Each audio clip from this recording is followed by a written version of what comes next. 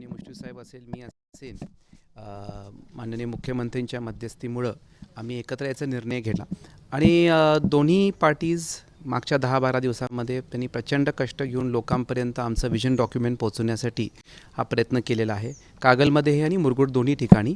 आणि त्याच्यामुळं लोकांमध्ये प्रचंड उत्साह आहे आणि मोठ्या मतदान टक्केवारी मला असं वाटतं की ऑलमोस्ट 90% जाईल असा माझा अंदाज आहे. कारण आमचे लोक बूथ लेवलवर पार्टीजनी चांगलं काम कागल आणि मुरगुडमध्ये केलेलं आहे आणि उद्या 101% विजयाचा गुलाल घेऊन आम्ही आणि मुश्रीफ साहेब येत्या काळामध्ये मुख्यमंत्र्यांना जाऊन भेटू. तुमच्या युतीवरती शिक्कामोर्तब करणारी सुद्धा ही निवडणूक आहे.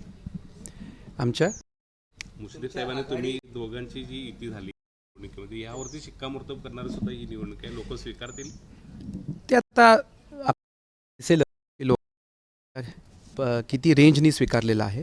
आणि मी जसं आम्ही दोघं म्हटलो आहे की एक long term point of view आम्ही हे एकत्र याचा निर्णय घेतला आहे. सुरुवात नगरपालिकेतून आहे आणि येत्या सेशन्समध्ये आम्ही एकत्र राहायचा निर्णय घेतला आहे. मंडलिक साहेबांनी तुमच्या विरोधात इथे आघाडी उभा केलेली आहे. कागलला असू दे किंवा मुरगुडला असू दे, तिथलं चित्र एकूणच काय दिसते?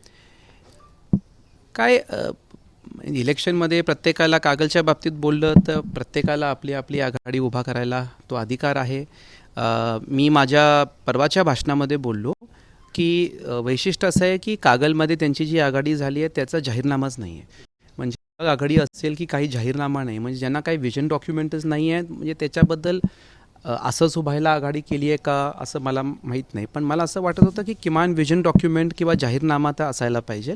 आणि मुरगुडमध्ये ते काय त्यांचा होम बेस आहे, पण तिथं मला मुरगुडमध्ये कॉन्फिडन्स आहे की राजे खान जमादार आणि आमचं जे पॅनल आहे, आमचे सगळे उमेदवार शाहू आघाडी आणि राष्ट्रवादी काँग्रेस अजित पवार गटाचे यांचं विजय होईल. कारण राजे खान जमादारचं प्रचंड तळागाळामध्ये काम आहे, त्यांनी लोकांची प्रचंड कामं केलेली आहेत. तर मला कॉन्फिडन्स आहे की तिथंही आमची सत्ता येईल. खरं तर या सगळ्या प्रचार काळामध्ये संजय तुमच्या युतीवर भाष्य केल्याचं बघायला मिळालं. अभद्र युती केलेली आहे, मतदारांचा विश्वासघात करून किंवा एकूणच. मी सांगितले आधी, आम्ही दोघांनी सांगितले की आम्ही एकत्र काय त्यांच्या विरोधात आलो नाही. आम्हाला एकत्र यायचं होतं की माननीय मुख्यमंत्री महोदयांनी सुचवलं की हा संघर्ष मिटला पाहिजे आणि एक long term point of view आपण एकत्र यावं, त्यासाठी आम्ही हा निर्णय घेतला. त्यांच्या विरोधात काय, आणि जसं मुश्रीफ साहेबांनी ऑलरेडी सांगितले की मुरगुडमध्ये मुश्रीफ साहेबांची आणि मंडलिकांची युती होऊ शकत नव्हती. कारण त्यांचे मेन माणूस त्यांच्याकडे गेले असं झाल्यामुळं ते एकत्र येणं शक्य नव्हतं आणि तिथं नाही झाल्यामुळं कागलला शक्य नव्हतं असं मुश्रीफ साहेब स्वतः बोललेत. माझ्याकडून काय त्यांच्याबद्दल काही इश्यू होता असं काही विषयच नाही आहे. राहिले प्रश्न की हे बघा, कागलमध्ये इतिहासामध्ये अशा युत्या झालेल्या आहेत.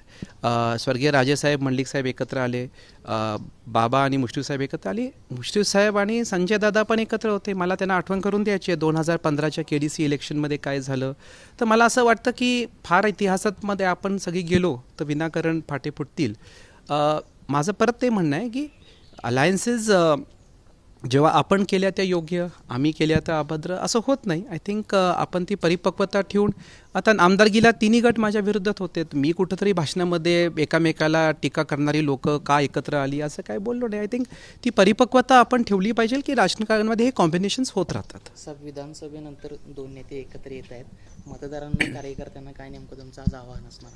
मी जसं एक स्पष्टपणे परवाच्या भाषणात बोललो आणि मी आज परत नमूद करतो की आम्ही एकत्र आल्यानंतर आम्ही जे एक पत्रक काढलं त्याच्यामध्ये आम्ही आमचे जे दोन्ही बाजूचे कार्यकर्ते होते त्यांची माफी मागितली. त्याच्यामध्ये मीडियामध्ये काहीतरी वेगळाच परसेप्शन गेला आहे.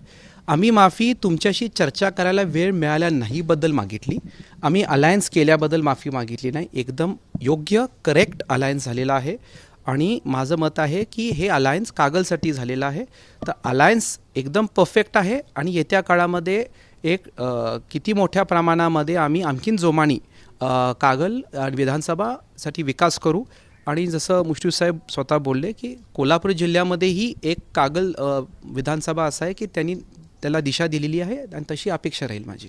तुम्ही म्हटलं होतं की त्या पत्रकार परिषदेमध्ये वेळ आल्यावर सगळे वेळेवर सांगेल, ही वेळ अजून नाही आले. राजे, एकीकडे मुख्यमंत्र्यांनी आपल्या दोघांच्यातील युती केला असा दावा आपण केला जात आहे, मात्र भाजपच्या जिल्हाध्यक्षांकडून यापूर्वीच हे दोघे नेते सत्तेसाठी एकत्र आले, मुख्यमंत्र्यांनी फक्त त्याला पुढची चाल दिली केली अशा पद्धतीचं वक्तव्य जिल्हाध्यक्षांकडून झालं. त्यांना पुढचे इन्स्ट्रक्शन्स गेले असतील असं अपेक्षा ठेवतो.